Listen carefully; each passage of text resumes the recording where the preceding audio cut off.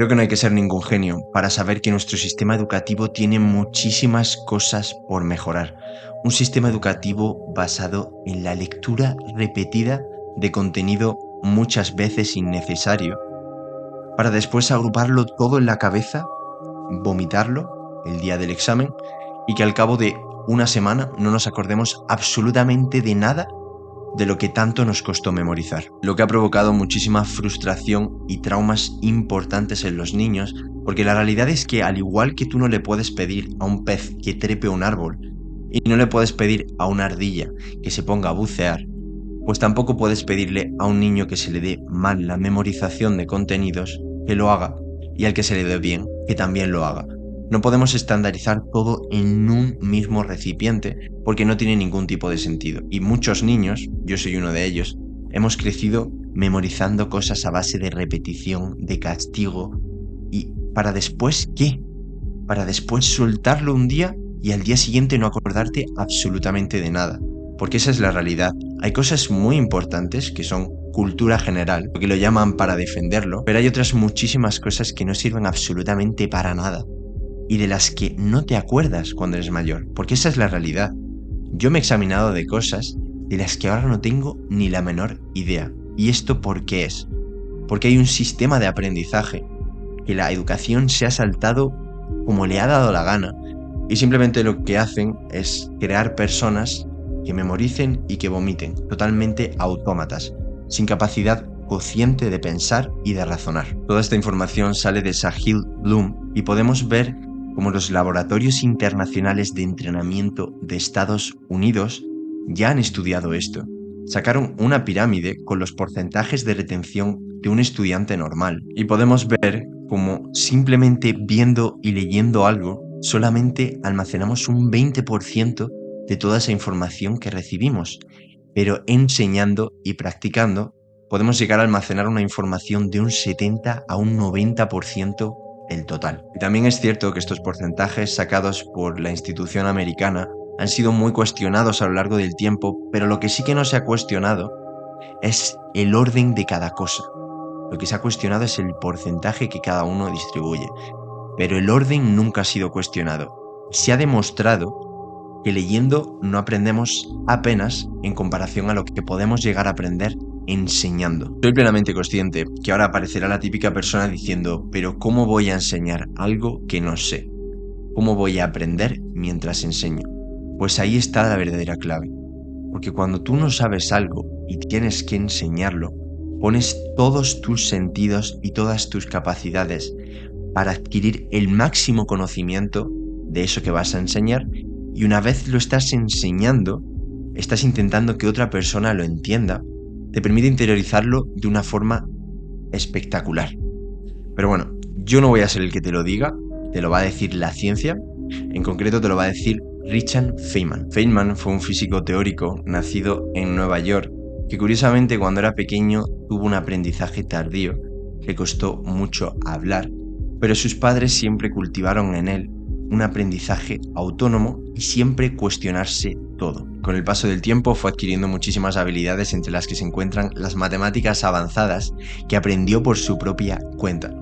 Después terminó sus estudios, se doctoró y consiguió el Premio Nobel de Física en 1965. Y ahora probablemente estarás pensando, bueno, Richard Feynman, un genio más, una persona con altas capacidades mentales, y sí, era una persona muy inteligente, pero lo que realmente destacó en él, porque personas inteligentes hay muchísimas en el mundo, es su capacidad para explicar ideas muy complejas desde una forma muy simple. Él observó cómo muchas veces la complejidad a la hora de explicar las cosas, lo que enmascaran, lo que esconden, es una falta de comprensión profunda de eso mismo que está siendo explicado. Y por eso él explicó su modelo de aprendizaje y lo que realmente le hizo conseguir el éxito, que después pasó a llamarse la técnica Feynman. Es una técnica que se basa en el aprendizaje de las cosas por medio de la simplicidad. El hecho de comprender cosas de una manera sencilla para así poder interiorizarlo de una forma muchísimo más profunda. Y se basa en 4 pasos.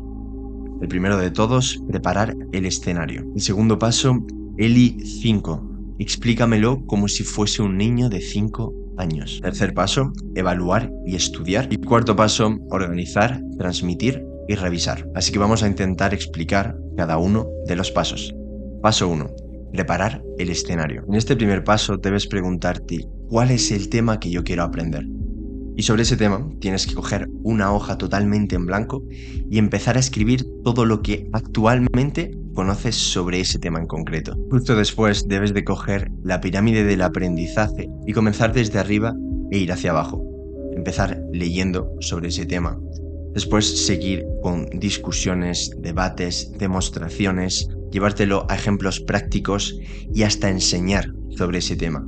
Poco a poco debes de ir completando esa hoja en blanco o hojas en blanco, poniendo toda la información que vas aprendiendo en ese proceso. Lo que debes de hacer en esta etapa es empezar desde una forma un poco más amplia, empezar leyendo, escuchando, viendo conferencias, debatiendo e ir acotando hasta llegar a la práctica, hasta llegar a la enseñanza y así poco a poco ir adquiriendo los conocimientos desde una forma más amplia hasta una forma más concreta. Habrá un punto en el que llegas a la base de la pirámide, la enseñanza, y es entonces cuando debes de pasar al paso 2, ELI 5. En este paso lo que tienes que hacer es enseñar ese tema desde una comprensión totalmente básica, como si lo estuvieses explicando a un niño de 5 años, pero debes de hacerlo con un familiar, con tu pareja, con un amigo, con quien sea, pero sobre todo debes de asegurarte de que esa persona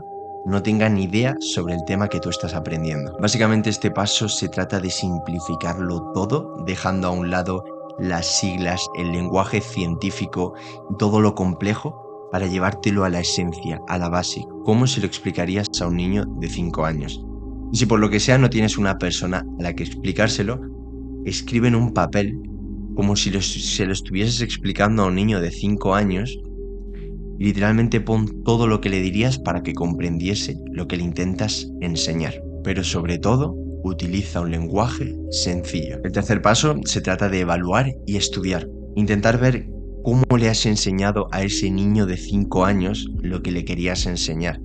Si realmente le ha quedado claro, qué dudas tenía, en qué momento has adquirido un lenguaje un poco más complejo, si realmente ha adquirido todos los conocimientos de una forma óptima, si en algún punto te has notado un poco más nervioso, que controlabas un poco menos sobre el tema y has recurrido a palabras más complejas, evaluar cómo ha sido ese proceso de enseñanza a ese niño de 5 años. Se trata de darte un poco de feedback objetivo a ti mismo, o incluso puedes preguntarle a otra persona o a la misma persona que se lo estás enseñando, pero se trata de ver esas lagunas, esos momentos en los que sientes que no lo has hecho de la forma tan clara y tan simple como realmente deberías hacerlo, y entonces volver al paso 1, volver a leer, volver a practicar y volver a hacer la pirámide para así afianzar más esos conceptos y esos pequeños errores que has tenido a la hora de enseñar, no volver a tenerlos. Y pasamos al último paso, el paso 4, organizar, transmitir y revisar. Básicamente se trata de coger todo ese conocimiento simplificado y meterlo en una pequeña historia, en alguna pequeña anécdota, pero que sea de una forma simple, de una forma clara. Intentar ir enseñándoselo a diferentes personas y seguir dándote un feedback constante de cómo está siendo tu enseñanza sobre ese tema en concreto, para de esta forma seguir constantemente en un proceso de aprendizaje en el que vas perfeccionando la simplificación de todo ese aprendizaje. La técnica de Feynman es una herramienta poderosísima, y lo creas o no, la gente más exitosa que hay en este mundo ha usado esta técnica, ya sea consciente o inconscientemente. Porque tú puedes tener unos conocimientos espectaculares sobre una materia y realmente avanzados.